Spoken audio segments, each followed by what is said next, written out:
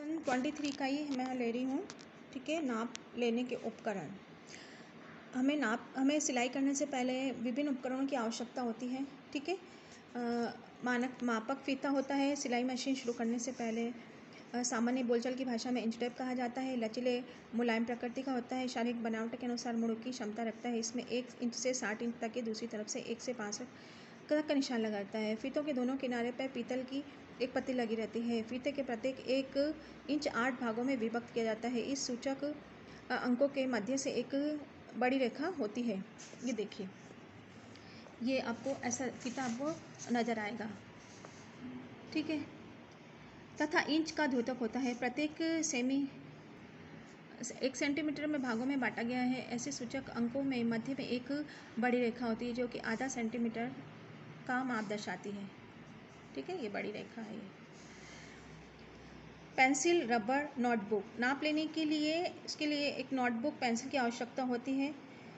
गलतियों को ठीक करने के लिए रबर की आवश्यकता रहती है। पेंसिल, नोटबुक, और इसके अंदर लिखा रहता है, नाप लिखना पड़ता है ना बच्चों कि कौन सा है, ये सब चीज़ें है ना। रेखांकन के निमित्त है कटिंग और ड्राफ्टिंग टेबल। ये आपका आएगा बच्चों। ठीक है, कि ड्राफ्टिंग टेबल क्या होता है।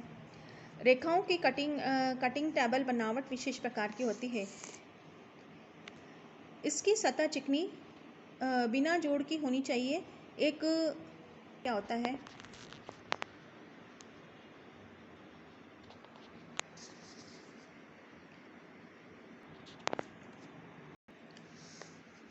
पेंसिल और ये सब चीज़ आ गई है। फिर कटिंग ड्राफ्टिंग पेपर आ जाता है, भूरा कागज़ आ जाता है जिससे वस्त्र खराब नहीं होते हैं। ट्रेसिंग व्हील आती है जिससे कि कपड़े की ड्राफ्टिंग करते हैं। ड्राफ्टिंग पेपर से उस पर ड्राफ्ट हो जाता है। फिर चौक आती है, कपड़ों के निशान लगाने के लिए उपयोग करने के लिए चौक। देखिए, टेबल है, ये भूरा कागज़ है, ये चौक है, ये ट्रेसिंग व्हील है। ठीक है, फिर है कटिंग है तो साधारण कैंची, सीजर्स, अलग अलग प्रकार के कटिंग प्रकार अलग अलग कैंचियों का प्रयोग किया जाता है। साधारण कपड़ा काटने के लिए 4 इंच के 6 इंच की कैंची का उपयोग सामान्यतः किया जाता है। मोटी व भारी ऊनी कपड़ों को काटने के लिए 6 से 9 इंच तक की लंबी कैंची का उपयोग किया जाता है। इसे शेयर्स कहते हैं। इसी शेयर्स में हैंडल विशेष प्रकार के थोड़ा झुके होते हैं। अंगुलियों की अच्छी पकड़ के लिए इसके सिरे पे काफ़ी बड़ा घिरा होता है। इतनी बड़ी कैंची से कपड़ा काटते वक्त इसे उठाने की आवश्यकता नहीं होती है।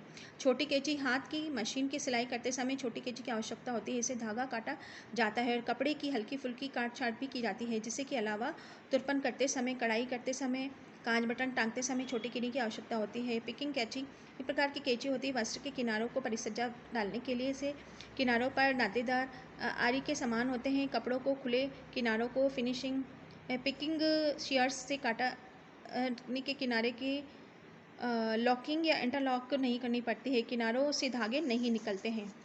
ये दोनों तरह की कैंची।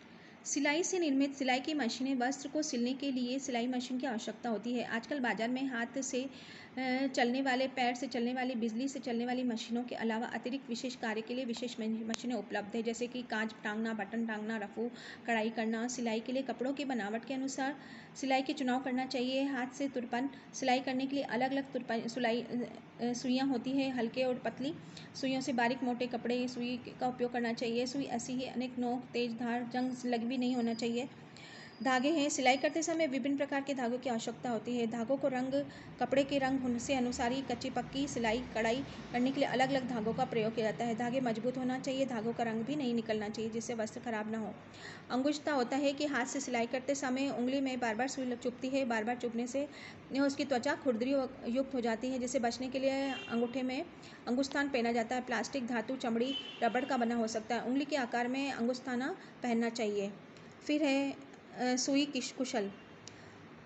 सिलाई करते समय ढेर सारी सुइयाँ हमारे पास होती है और सहेज कर रखने की आवश्यकता होती है। आसान तरीका सुई कुशन होता है जिसमें सुई सुरक्षित रहती है, जंग भी नहीं लगता है, खोती भी नहीं है। इस्त्री के निर्मित। इस्त्री कपड़े के लिए सिलावटों को दूर करने के लिए, सीधा करने के लिए प्रेस की आवश्यकता होती है। इस्त्री के निचले स्थान पर चिकना होना चाहिए जिससे कि गर्म कपड़े पे फैला सके। प्रेस की सुरक्षा आग, कोयला, बिजली प्रेस कई प्रकार के होते हैं। साधारण, स्वचालित, वाष्पयुक्त दोनों प्रकार की होती है। कोयले को गर्म करने वाली, बिजली के गर्म करने वाली। इस्त्री का टेबल। इस्त्री करने के लिए टेबल की आवश्यकता होती है जिस पर कपड़े फैलाकर इस्त्री की जाती है। टेबल गद्देदार होना चाहिए। बिना गद्दी वाले भी हो तो पट्टी बिना गद्दी वाले टेबल को मोटा कपड़ा बिछाकर आवश्यकता अनुसार इसको प्रेस कर सकते हैं। इसके अलावा स्पंज, ब्रश, पानी में कटोरी आदि की आवश्यकता होती है। प्रेस करते समय वस्त्रों को ब्रश से थोड़ा सा झाड़ लेना चाहिए। वस्त्र को स्पंज से हल्का नरम हो जाता है वस्त्र। ये इस्त्री की टेबल है, ये प्रेस है। सिलाई के चरण है। सिलाई संबंधित उपकरणों के सिलाई के चरणों के बारे में आदि जानकारी। वस्त्रों के उत्तम सिलाई के लिए महत्वपूर्ण चरण के बारे में जानना आवश्यक होता है। क्रमबद्ध चरणों में ध्यान रखने के लिए अच्छी सिलाई पर पाए जाने वाले समय, शक्ति, अपव्यय की बचाए रखने के लिए। ये है सिलाई के चरण। नाप लेना, ड्राफ्टिंग पेपर, पैटर्न तैयार करना, कपड़ा तैयार करना, लेआउट करना, कटिंग, सिलाई। ये आपके लिए प्रश्न बन के आएगा बच्चों। सिलाई के चरण कौन कौन से हैं? नाप लेना, ड्राफ्टिंग पेपर करना, पेपर तैयार करना, कपड़ा तैयार करना, सिलाई करना, लेआउट, कटिंग। ठीक है। अब नाप लेना है। सिलाई से पूर्व सर्वप्रथम जिसकी व्यक्ति की पोशाक बनानी है उसके लिए नाप लेने की आवश्यकता होती है। वस्त्र को सही फिटिंग शरीर के सही नाप के आधारित है।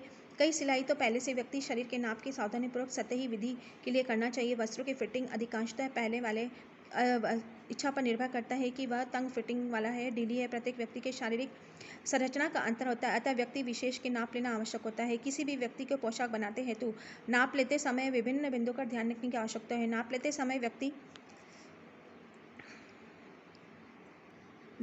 समय व्यक्ति सीधा खड़ा होना चाहिए, झुककर नहीं खड़ा होना चाहिए। नाप कहाँ कहाँ होता है? देखिए, यहाँ पे होता है, तीरे का होता है, कंधे का होता है, छाती का होता है, कमर का होता है और कूल्हे की गोलाई का होता है। नाप कहाँ कहाँ लिया जाता है, ठीक है।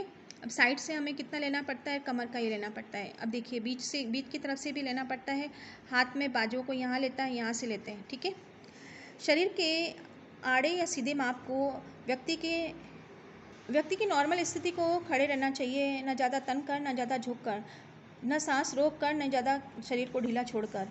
नाप एक तप लेवे दूसरे के नीचे की ओर, ऊपर से नीचे की ओर, दाएं से बाएं की ओर। व्यक्ति को बार बार नहीं घुमाना चाहिए, ठीक है। व्यक्ति को वहीं खड़ा रहना चाहिए। देखिए, ये ले रहा है टांग का, इसके साइड का, कमर का ले रहा है, ये यहाँ जांग का ले रहा है, फिर नीचे पिंडली का ले रहा है पैंट बनाते समय, ठीक है।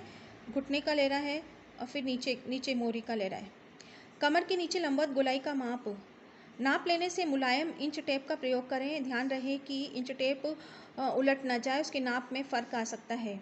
पोशाक के अनुसार नाप क्रमबद्ध तरीके से लेना चाहिए। पोशाक बनाने हेतु आवश्यक नाप, लंबाई, चौड़ाई, तीरा, कमर, बाहों की लंबाई, मोहरी, चौड़े गले की लंबाई आदि नहीं लेवे जल्दबाजी नहीं करनी चाहिए। ड्राफ्टिंग पेपर पैटर्न तैयार करना चाहिए। ड्राफ्टिंग पुराने अखबार व ब्राउन पेपर पर बनना चाहिए जिससे किसी प्रकार का गलती होने की ठीक किया जा सकता है। नाप के पश्चात लिए गए नाप आधार पर ब्राउन पेपर पुराना अखबार पोशाक की आकृति बना लेना चाहिए जिसे कि आलेख ड्राफ्टिंग कहा जाता है। आलेख बनाते समय यह बच्चा आएगा आपके लिए।